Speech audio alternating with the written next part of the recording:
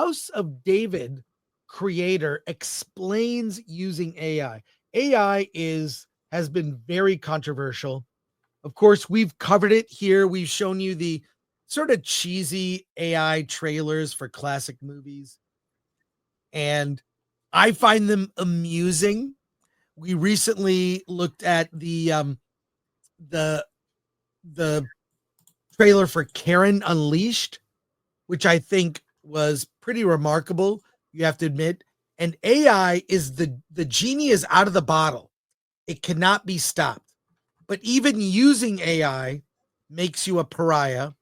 I think there are ways to use it that make sense, and ones that are stealing.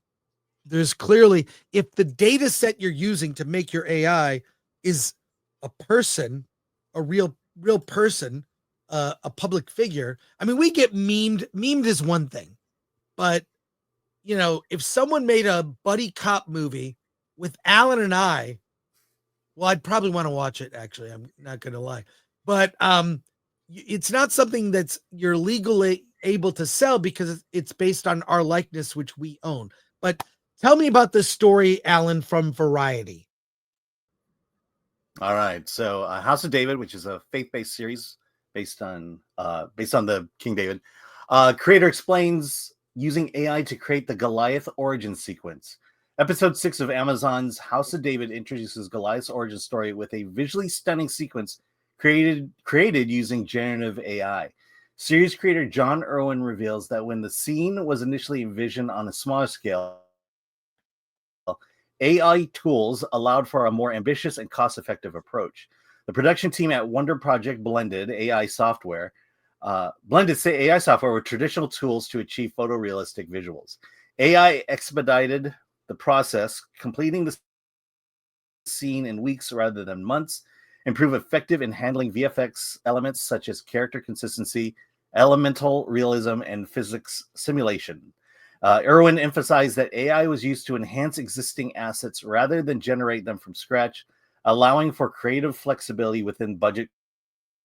See, that's the point. You keep dropping out, Alan. Let me finish this for you. It's using AI based on existing assets. I think that's the key. But you're going to see this more and more. AI will be used in movies, and it will be controversial until there's some decided ethical way to do it, right? Where it's not exploitive of elements that are not owned by the people utilizing this tool. What are your thoughts on this? Because I have not seen this. Yeah, I mean, I think my position on this, I'm still working it through. I understand why AI is being used. It's to produce what's in your head and put it on the screen at the budget you can afford. And AI is at a point now, apparently, where you can do that. At the same time, a lot of people not working. A lot of artists, a lot of visual artists not getting the work due. Well, the whole industry has contracted. I mean, you can't deny that. No, and that's again why the battle rages. I mean, I'm definitely, every time I say something positive about AI, I want to say something negative about AI. Yeah. Every time I say something negative about AI, I want to say something positive about it. That's where I am at this. Yeah, and it's kind of a wait and see. See what happens to technology over time, over the next year. Here's a post from Culture Crave about this. It says Amazon's new series House of David used generative AI for many of its VFX shots. Amazon gave them permission. Series has over 22 million views since launch, and it says these tools are human, more creative, and more collaborative than any other tools I've used in a VFX process.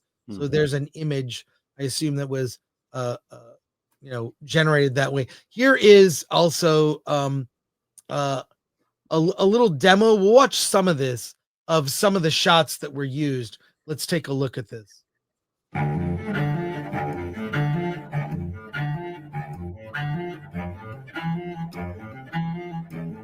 Hey, I'm John. I am creator and co-showrunner of House of David.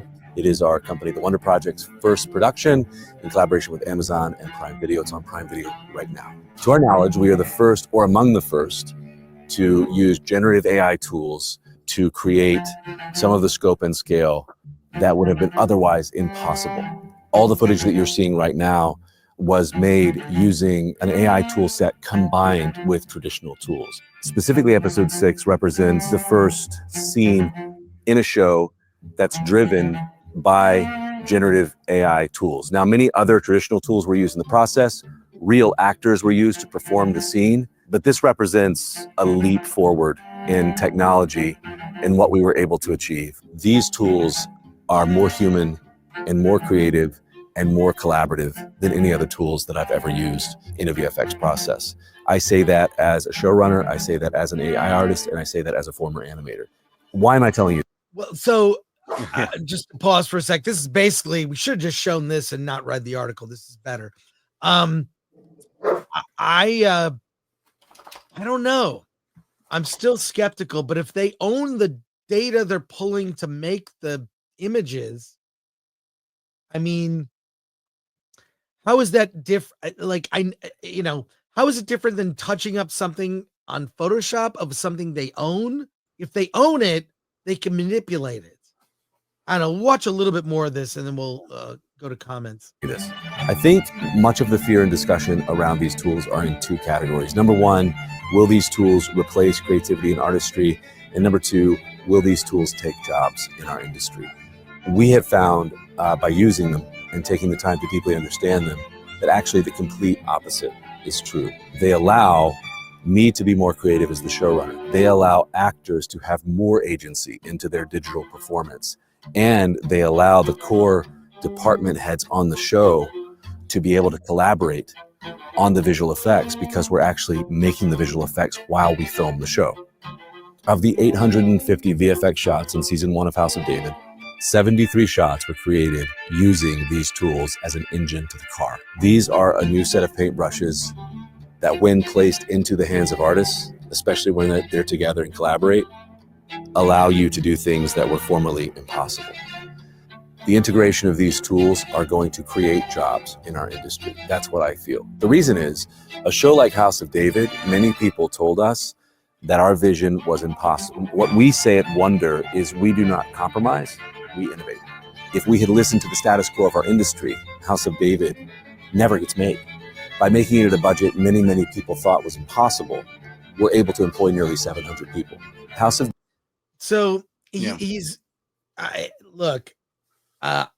think this is not the last. We're going to see clearly this is going to keep going. And now they're using this little behind the scenes kind of sell that it's AI, but don't be mad at us. It's AI. Don't be mad at us.